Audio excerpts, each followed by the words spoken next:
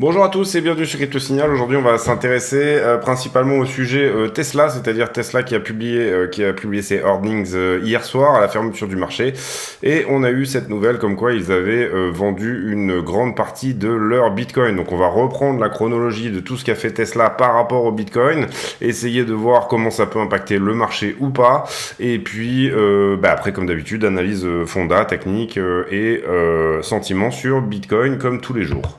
On passe en partage d'écran, j'en profite pour dire à ceux qui ont envie de s'abonner de surtout pas hésiter à le faire maintenant et d'appuyer sur la cloche de notification, éventuellement mettre un like si le contenu vous plaît et bien entendu ici mettre un commentaire d'encouragement, toujours pareil si le contenu vous plaît.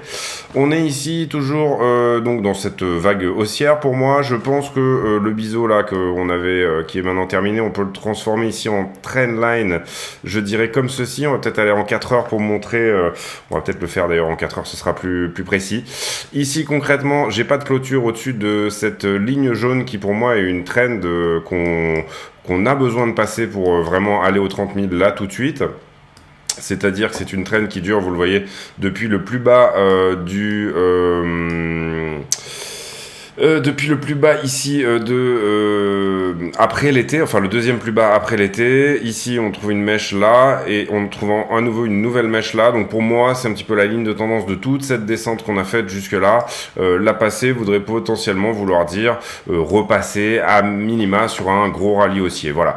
Donc j'attends une clôture ici daily au-dessus de cette ligne jaune pour vraiment me prononcer. Est-ce qu'on est vraiment sorti ici de cette structure que j'appellerais une structure en canal ascendant, on pourrait appeler aussi un bear flag, c'est-à-dire un drapeau baissier. C'est-à-dire on monte sur une correction parallèle comme ça, et théoriquement ce type de figure est plutôt bearish. Si vraiment on la casse, là pour moi pour l'instant ça c'est juste une déviation. J'ai une clôture ici en daily au-dessus, donc ça m'intéresse, je trouve ça c'est vraiment très bien, très encourageant.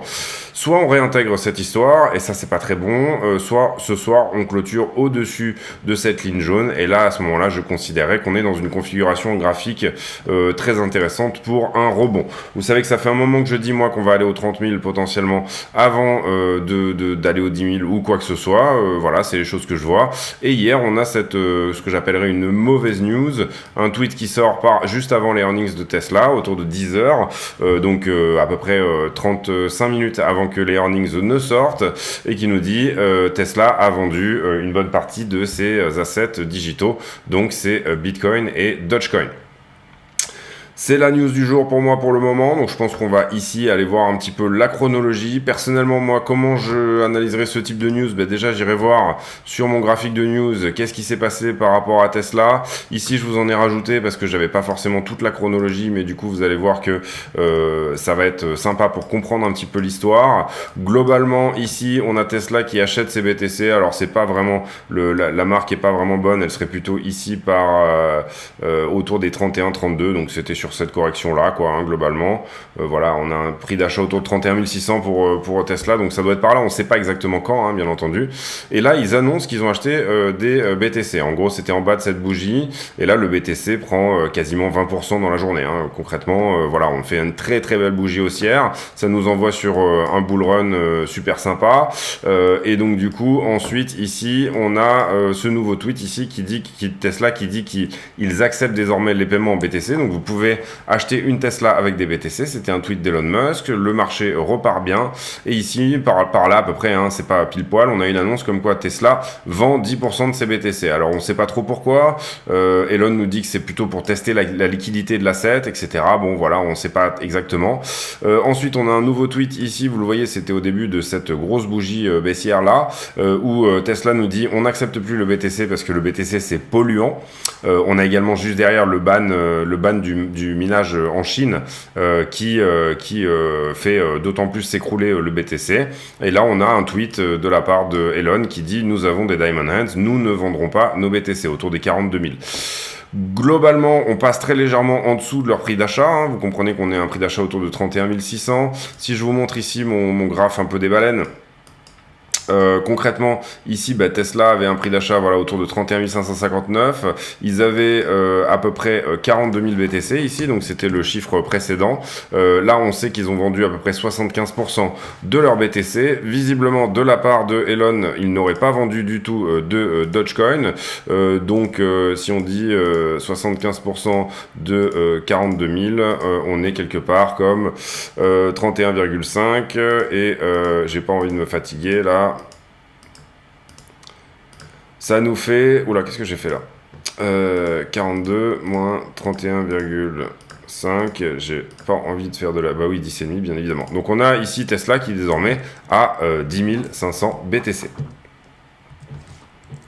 Donc ça on le change, le prix d'achat pour moi reste le même, et puis donc on continue sur les graphiques de news dont je vous parlais.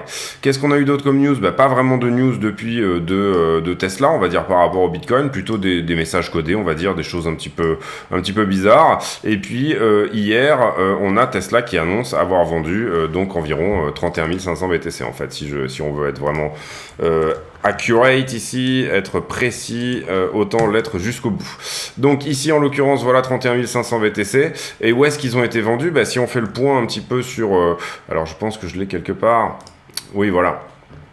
Ça, c'est le rapport qui a été publié hier. Vous voyez que vous avez ici Digital Assets, cette ligne-là, ici.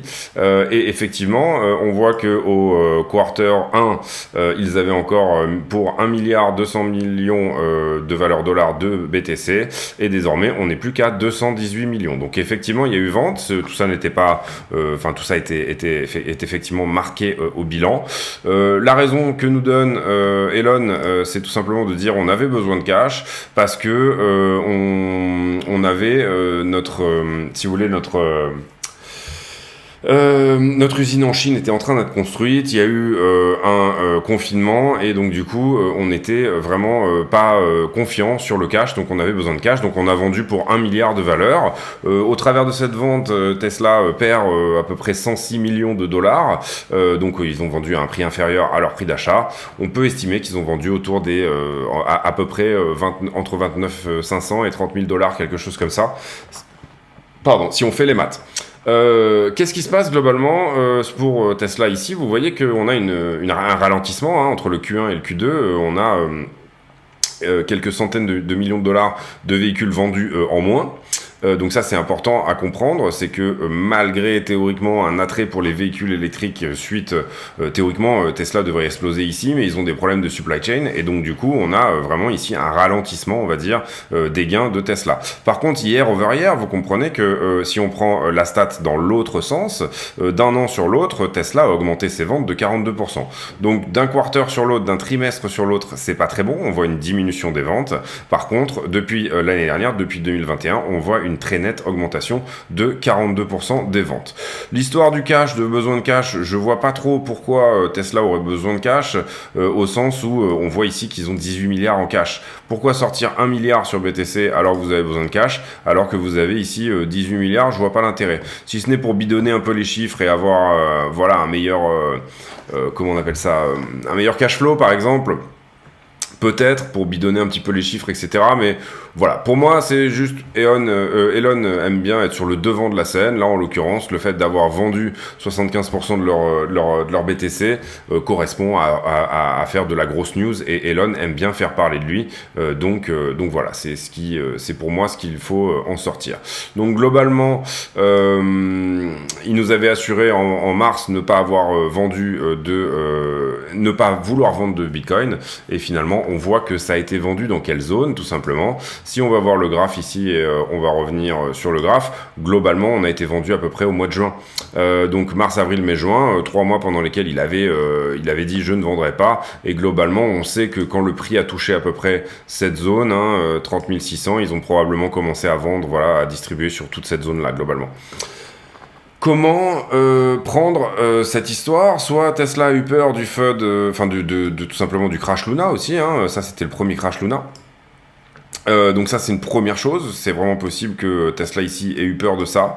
Deuxième chose, on passe sous le prix d'achat de Tesla, vous le comprenez là ici, et c'est pas très bon de perdre de l'argent, hein. Vous aviez du cash, vous aviez 1,5 milliard, vous avez décidé de le mettre dans Bitcoin, et finalement ça vous coûte, si jamais ils étaient restés ici, ça aurait peut-être donné une trop forte corrélation de la market cap de Tesla au Bitcoin, encore que vous comprenez que 18 milliards de cash contre 1,5 milliard de cash en Bitcoin, c'est des proportions qui sont vraiment toutes gardées.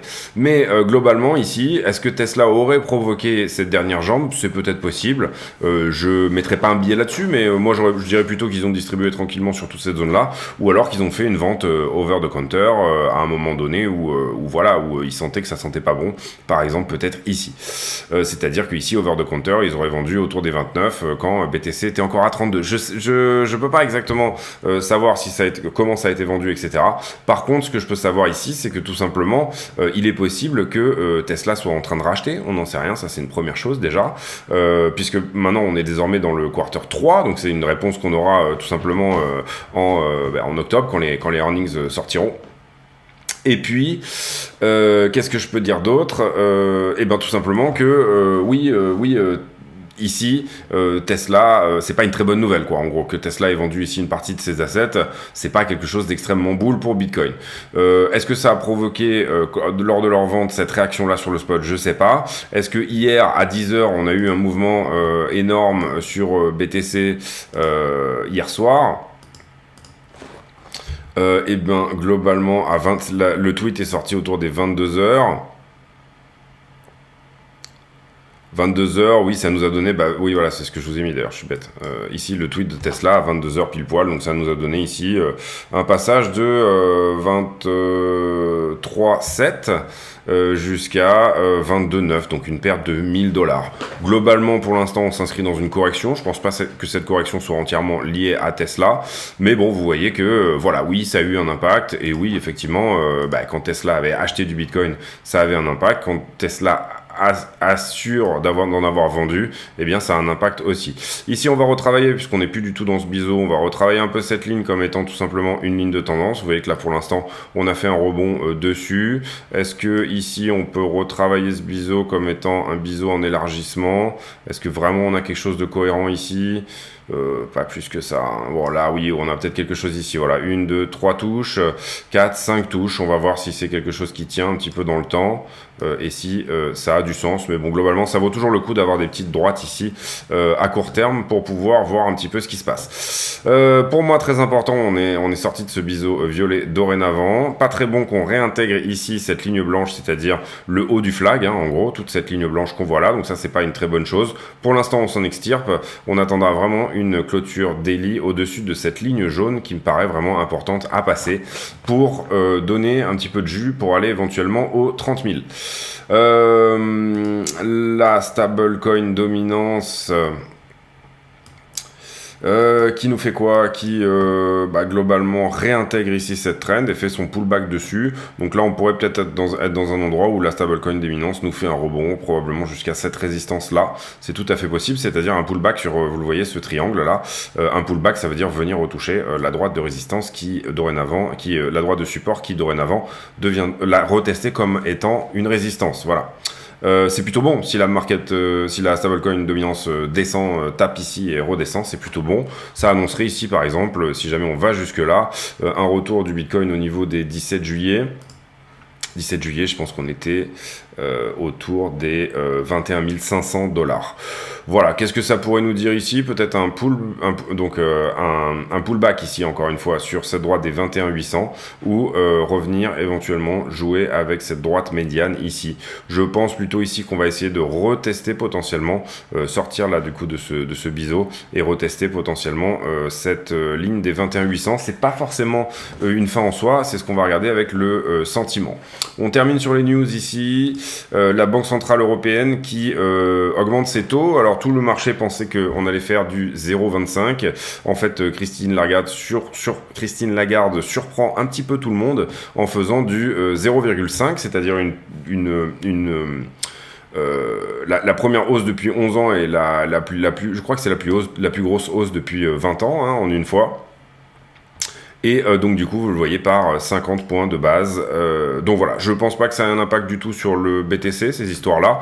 Par contre, bien évidemment, ça peut avoir un impact sur les actions Europe, mais l'Europe qui rebondit bien, puisque la Russie, ici, et ça c'était plutôt une mauvaise nouvelle, a relancé, le Nord Stream 1 était en maintenance, et la Russie, on avait peur que la Russie ne rende pas le gaz tout simplement russe, ne fournisse plus du tout de gaz russe à l'Europe, laisse Nord Stream 1 fermé pour des causes de maintenance, et en fait il est reparti tout de suite, et il a été aujourd'hui renvoyé. Donc ça, c'est plutôt une bonne chose. Poutine avait dit qu'il le ferait, donc du coup, il a ici tenu parole. Donc voilà, on a fait les news et on a fait un petit peu l'analyse technique en même temps. Vite fait quand même un petit tour sur le Wall Street Journal. Biden qui est testé positif au Covid-19, ben on lui souhaite bien du courage. Et puis on a apparemment un deal sur le blé entre la Russie et l'Ukraine, mais des problèmes pour arriver à trouver ce deal. Et puis voilà. Apparemment un ancien employé de Coinbase qui est chargé, enfin qui est condamné au tribunal pour délit d'initié. Ici, on voit que blockchain.com également licencie. Tesla, ça je vous l'ai dit, qui a vendu pour 936 millions de valeur Bitcoin de ses assets. Pareil ici, alors je pense que j'ai pas refresh là-dessus. Donc sur bitcoin.com, la market cap qui descend, le BUSD et le DAI qui leur valuation augmente, et les tokens fiat qui représentent 70% de tous les trades crypto. Bon, je sais pas comment prendre ça, mais ici on est le 21 juillet. Qu'est-ce qu'on a aujourd'hui comme earnings globalement? Un petit peu de matières premières, de la télécom, je vois pas de grosses compagnies, un peu de banque également, on voit pas mal aussi de Capital Ventures, des choses comme ça. Voilà, rien autour de la tech trop encore, j'ai pas l'impression. Et voilà, on est plutôt aujourd'hui sur du financier, Air Canada, voilà, des choses qui sont plutôt de la télécom et du financier. Ensuite, sur le calendrier économique, pourquoi je voulais vous montrer ça? Oui, ça c'est le GDP, quand est-ce qu'on aura les news par rapport au PIB américain. Ici on a eu les Jobless Claims aujourd'hui, avec un marché du travail qui semble, vous le voyez, on a plus de demandes d'emploi, donc du coup un marché du travail qui semble prendre un petit peu la récession à ce stade, prendre un petit peu plus qui semble se ralentir, si vous voulez. Voilà, le marché du travail qui était en très bonne forme aux États-Unis, qui semble montrer des signes de ralentissement. Là, on nous parle sur un signal sur les stocks qui viendrait du marché des obligations. Alors, j'ai pas lu cet article. Si vraiment c'est intéressant, je vous ferai un retour demain, mais on va pas forcément ici le lire en direct. Ensuite, qu'est-ce qu'on peut voir d'autre? Eh ben, on a fait les news. On va aller faire le sentiment, le carnet d'ordre. Le carnet d'ordre sur lequel on commence à voir apparaître, vous le voyez ici, des ordres de vente. C'était un petit peu moins le cas ces derniers temps. On a des ordres de vente ici qui commencent à apparaître au 23 600, quelques ordres, un petit mur ici, mais c'est vraiment pas énorme. 21 Bitcoin, 19 Bitcoin, 9,3 Bitcoin, 18 Bitcoin. Bon, il y a 150 Bitcoin en gros à vendre à 25 000 $.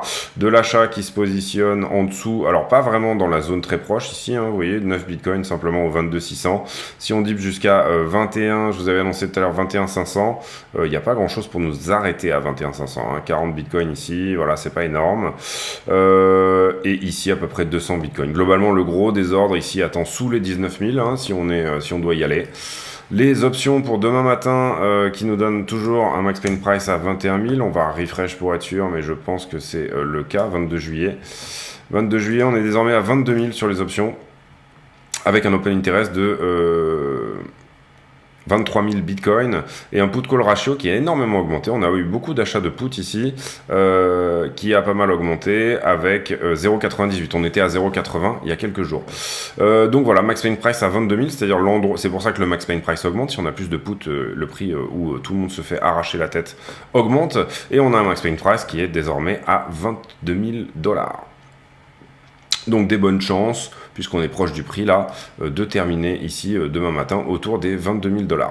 Je vous ai déjà fait les niveaux pour les leviers. Globalement, on a eu ici, donc je crois que j'avais fait la vidéo par là hier, il me semble. Hein. Qu'est-ce qu'on a eu là? Augmentation de l'open interest, vous voyez que ce niveau-là, ici, a été pris. Enfin, on avait augmentation de l'open interest, diminution du funding, donc niveau de shorter à prendre.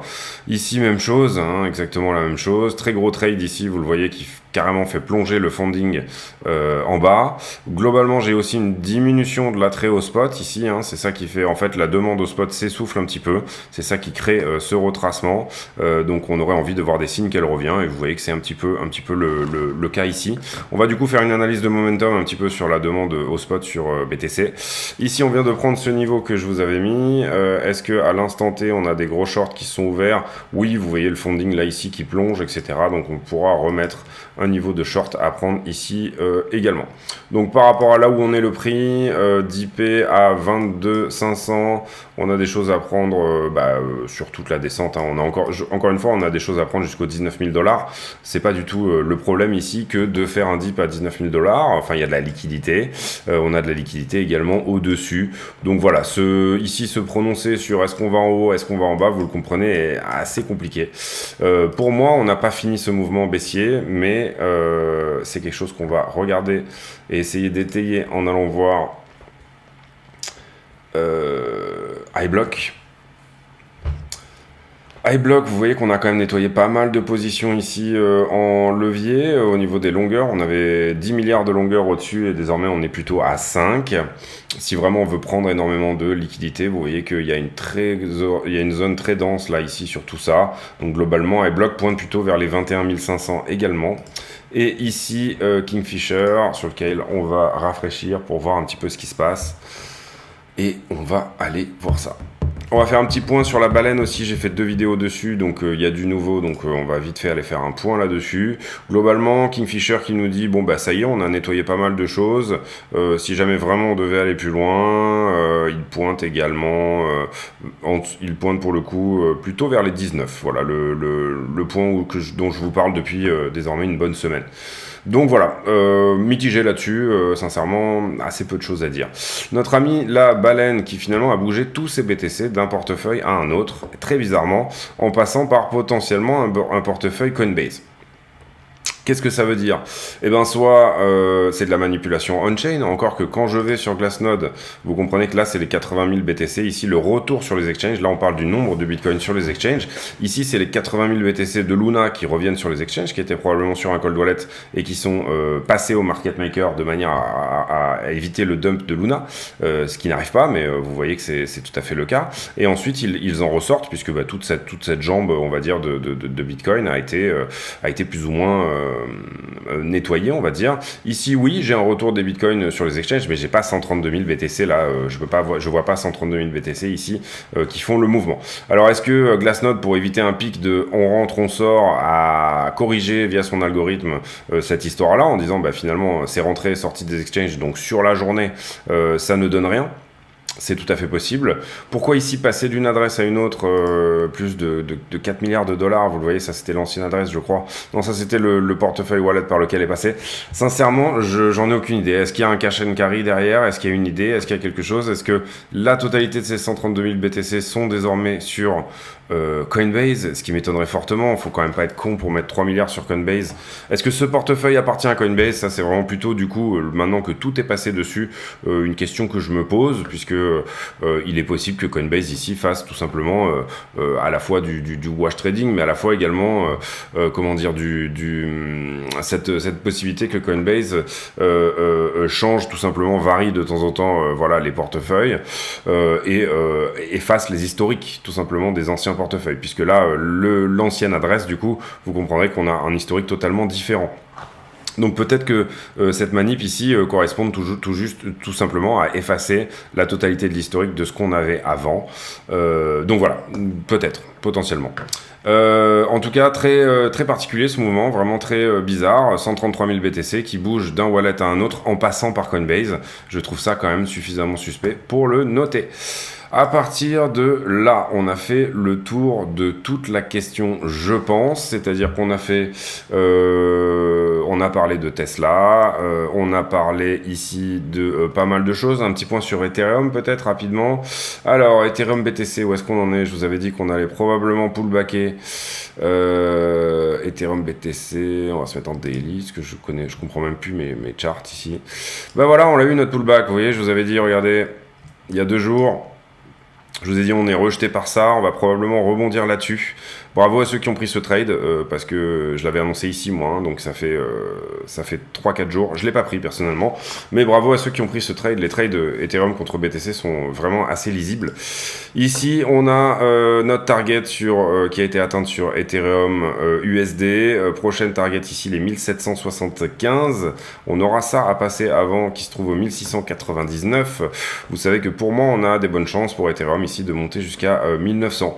Est-ce que ça va se faire comme ça? Est-ce que ça va se faire en ligne droite ou pas? En tout cas, pour l'instant, le plan tient plutôt bien. Voilà, je vous avais dit que sur vraiment sur fond de ETH BTC, BTC pouvait continuer à performer, mais Ethereum allait performer probablement moins et marquer une petite correction. Pour l'instant, c'est ce qu'on a vu. Donc, ce qu'on veut là ici, c'est que on ait ici une réattaque de ce point pivot, donc au 0,07, cette droite pivot qui date depuis 2019. Hein, pour ceux qui suivent la vidéo tous les jours, vous vous en rappelez. Droite pivot ici qui a été testée plusieurs fois par le passé. On est passé au-dessus, elle a servi de support. Alors vous comprenez qu'elle n'est pas pile poil, c'est pour ça qu'on la touche pas au dollar près, parce que c'est une très vieille droite. Mais on a ici vraiment une bonne attaque de la part d'Ethereum de cette droite pour totalement inverser, vous comprenez, la tendance. Si on arrive à passer cette droite verte, c'est une inversion totale. On a cette très belle résistance weekly qui a tenu. Donc pour l'instant, le plan, c'est de revenir. Si on ne refait pas une nouvelle attaque de cette résistance weekly, s'il n'y a pas de très mauvaise news sur Bitcoin, le plan, c'est de revenir, essayer de péter cette trendline, excusez-moi, ici. Ethereum, USD, bon, on a fait le point à peu près. Oui, je voulais faire du momentum sur Bitcoin. C'est pour ça que je veux pas vous quitter, c'est parce que j'ai dit que j'allais faire un truc et je supporte pas quand je dis que je vais faire un truc et que je le fais pas. Donc, momentum sur Bitcoin. Qu'est-ce qu'on a en daily? On a eu cette fameuse trend qu'on avait cassée et qu'on réintègre finalement. Le MACD qui est relativement joli, c'est-à-dire que on est ici, oui, en train certes de faiblir sur le mouvement. Mais vous voyez que si je vous montre que le MACD, on a ces deux droites qui s'écartent et ça, c'est très bon. Ça veut dire que on a des petites chances ici que cette vague soit une double vague supplémentaire. Si je peux vous en trouver une, voilà, ce genre de vague là, c'est-à-dire voilà qu'elle parte vraiment un petit peu plus fort sur la deuxième. Donc ça veut dire que le momentum est bullish. Ici sur le Cypher, vous voyez qu'on commence peut-être à arriver à la fin de quelque chose, puisque le stochastique est en train de corriger. Ici vous avez l'écume, vous voyez qu'avant d'une vague, l'écume finalement est en train de se refermer ici. Donc on aura l'écume qui se referme plus le point rouge, ça sera un pas très bon signal pour dire qu'en tout cas on va vers un retracement plus important. Peut-être le retracement dont je vous parlais au 21,5 voire 19. Encore une fois, ça voudrait dire repousser le mouvement à plus tard. On a pris de la liquidité, on va ici venir désormais chercher du shorter en levier. Mais globalement, voilà, moi je suis ça fait plusieurs jours d'ailleurs que je suis globalement plutôt positionné à la baisse. Je ne trade pas parce que pour l'instant j'ai pas suffisamment de choses qui me disent de shorter. Mais ici vous le voyez sur le H-Rebounce. Donc on va peut-être arrêter de faire le point sur le H-Rebounce puisque de toute façon vous pouvez le suivre de chez vous. Et globalement c'est quand ces deux droites vont se rapprocher que ça sera intéressant. Ce qui marquera une fin de capitulation des mineurs. Globalement en tout cas en daily on a un joli momentum vraiment. En weekly, on commence à avoir cette inversion de momentum aussi, vous le voyez, ce mouvement de vente là est en train de s'estomper. On a eu ce point d'achat sur le Cypher et on a eu une remontée du money flow, le money flow qui étant est-ce que l'argent rentre ou descend d'un projet. En weekly, on est loin du stochastique qui pourrait être très haut, donc globalement, ça nous dit en gros moyen terme c'est pas mal, en daily c'est pas pire. Et puis après on va pas descendre dans des timeframes on va pas ni monter dans des timeframes plus hautes ni descendre dans des timeframes plus petites puisque je pense que ça n'a pas forcément d'intérêt ici sur BTC. Donc retracement qui est tout à fait normal ici, on souffle, on pourrait venir chercher beaucoup plus bas on imaginant que on est ici par exemple sur un retracement qui va venir chercher les 0,618, ça nous emmènerait jusqu'au 21 000 $. En imaginant qu'on est sur un retracement qui va aller jusqu'au 0,786, ça nous emmènerait aux 20 000 $. On pourrait imaginer ici, puisqu'on commence un retracement, de peut-être dessiner une petite box ici en se disant que c'est une potentielle box d'achat. Si vous voyez commencer à avoir une structure dans cette box, vous aurez la news institutionnelle comme quoi c'est pas mal. Globalement, en termes de time frame, donc en termes de vision au niveau du temps, ça voudrait dire tout simplement continuer ici cette espèce de correction parallèle que vous voyez là, ce qui n'est pas très bon. Encore que bon, ici, on avait vraiment une clôture en daily ici, donc on pourrait vraiment dire que c'est légèrement un biseau en élargissement ascendant. Bon, voilà, c'est pas forcément toujours non plus une figure très boule, mais bon voilà. Là, ce qu'on veut, c'est ne pas perdre pour l'instant. Si vraiment on veut croire dans assez rapidement aller se positionner aux 30 000, c'est ne pas perdre cette droite blanche là ici, c'est ça qui est très important, et péter cette droite jaune. En tout cas, c'est ma vision des choses. C'est là qu'arrivent mes points d'invalidation ou de validation. L'intérêt du chartisme ici, c'est tout simplement d'avoir des modèles de décision qui fonctionnent sous forme de structure, hein. Vous comprenez que ici vous avez des très bons points pour dire bon, je rentre en trade si jamais il se passe ça, je rentre en trade sur telle ou telle hypothèse, le tout avec un risk management maîtrisé. J'ai fait un tuto sur le risk management qu'il faut vraiment aller voir si vous commencez à regarder la chaîne, parce que c'est vraiment ça qui pour moi est important en ce moment. Donc quel pourcentage de mon capital je rentre entre mon trade, mon stop loss, etc. Et même en investissement, quel pourcentage je mets sur tel ou tel coin. Aujourd'hui, on fera une analyse du Audius. Je l'ai pas faite hier, donc le audio, je l'ai pas faite hier parce que j'ai pas eu le temps. Mais donc du coup, on la fera plus tard. Là, ça va être dans la vidéo à suivre. J'espère que cette vidéo vous a plu. On se retrouve demain pour une nouvelle vidéo sur le BTC face au dollar. Si c'est le cas, si ça vous a plu, abonnez-vous, activez la cloche des notifications. Retrouvez-nous sur le Discord dont le lien sera en description. Et puis, n'hésitez pas à mettre un like et un commentaire d'encouragement. Si vous avez regardé cette vidéo jusqu'à la fin, j'ai pour habitude de demander des commentaires à la con en fin de vidéo, c'est-à-dire des commentaires qui n'ont rien à voir avec le Bitcoin. En l'occurrence, aujourd'hui, le commentaire à la con sera sur le foot. Est-ce que vous aimez le foot? Est-ce que vous suivez le foot ou pas du tout? Voilà, ça serait vraiment une question à la con qui n'a aucun intérêt. Mais voilà, alors moi, personnellement, j'aime pas le foot, mais pour des raisons vraiment purement d'arbitrage, voilà, pour des raisons et petit à petit je trouve qu'avec l'arbitrage vidéo et toutes ces choses là, ça commence à devenir de plus en plus plaisant de regarder à nouveau du foot. Donc voilà, c'est mon avis sur la question. Voilà, c'est tout pour moi. Je vous souhaite une très bonne journée. On se retrouve demain pour un nouveau point météo sur le BTC. À très bientôt. Ciao, salut.